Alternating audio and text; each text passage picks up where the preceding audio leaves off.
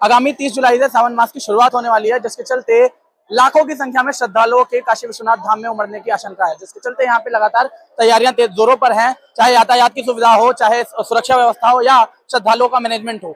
अभी हमारी कुछ समय पहले सीईओ से बात हुई थी विभूषण मिश्र से, जिन्होंने साफ बताया कि किस प्रकार की डूज एंड डोंट्स है, मतलब क्या करना है श्रद्धालुओं को काशी विश्वनाथ धाम आने से पहले इस सावन मास में और क्या नहीं करना। उनका साफ कहना है कि किसी भी प्रकार की नुकीली वस्तु का प्रयोग काशी विश्वनाथ में वर्जित रहेगा। उन्हें किसी भी इलेक्ट्रॉनिक आइटम कोई भी लेकर नहीं आना है। उसके साथ ही साफ साफ बता दिया गया है कि काशी विश्वनाथ अब नो प्लास्टिक जोन बन चुका है, जिसके चलते प्लास्टिक के लोटे लाने वाले जो श्रद्धालु हैं, जो प्लास्टिक के लोटों में या गिलासों में दूध लेकर आते हैं जलाभिषेक करने के लिए, उनको साफ साफ मना कर दिया गया है। कांवड़ियों को ये रोक दिया गया है कि प्लास्टिक के लोटे लेकर नहीं आने हैं। पूरा दिन मंदिर प्रशासन चलता रहेगा, मंदिर में दर्शन जारी रहेंगे, लेकिन साथ ही वीआईपी एंट्री पे पूरी तरीके से प्रतिबंध लगा दिया गया है। किसी भी प्रकार का वीआईपी मूवमेंट नहीं देखा जाएगा, वीआईपी एंट्री किसी प्रकार की नहीं की जाएगी, या किसी भी प्रकार से जो वीआईपी के द्वारा दर्शन किए जाते थे उन पर पूरी तरीके से प्रतिबंध लगाया गया है। सुनिए विभूषण मिश्र ने क्या कहा। किए गए हैं तो सर किस प्रकार की तैयारियां और कैसे सुरक्षा व्यवस्था के इंतजाम की श्री काशी विश्वनाथ धाम का एक स्टैंडर्ड ऑपरेटिंग प्रोसीजर है, एक मानक संचालन प्रक्रिया है। उसका प्रयोग करते हुए हम लोगों ने सारी तैयारियां पूर्ण कर ली हैं। उस मानक संचालन प्रक्रिया का प्रयोग करते हुए ही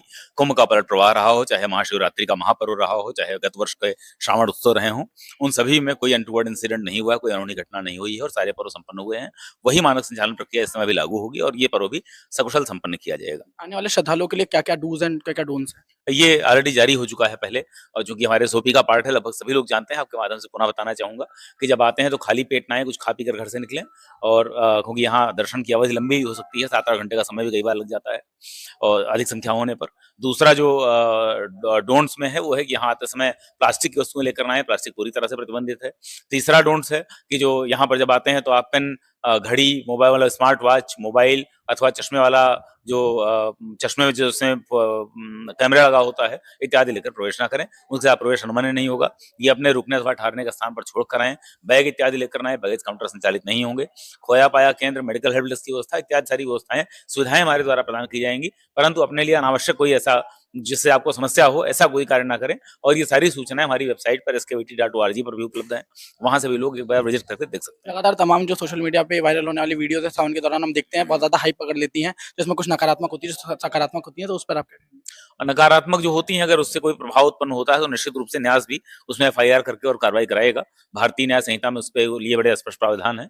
और कई बार नई उम्र के बच्चे हैं जिनके ऊपर हम लोग दया करते हैं, लेकिन उनसे मैं ये कहना चाहूंगा कि भगवान विश्वनाथ के धाम में सेवा करते हुए हमारे मन में करुणा हो सकती है, परंतु जो भारतीय न्याय संहिता की वो धारा है उसके अंतर्गत पब्लिक का कोई भी आदमी ऐसे व्यक्ति के विरुद्ध जो धर्म स्थान के बारे में कोई ऐसा शब्द कह रहा हो जिससे किसी की भावनाएं हाथ हो सकती हो अथवा किसी संप्रदाय की भावना को ठेस पहुंच सकती हो, वो मुकदमा दर्ज करा सकता है। तो एक एफआईआर होने पर व्यक्ति का पूरा भविष्य अंधेरे में पड़ जाता है।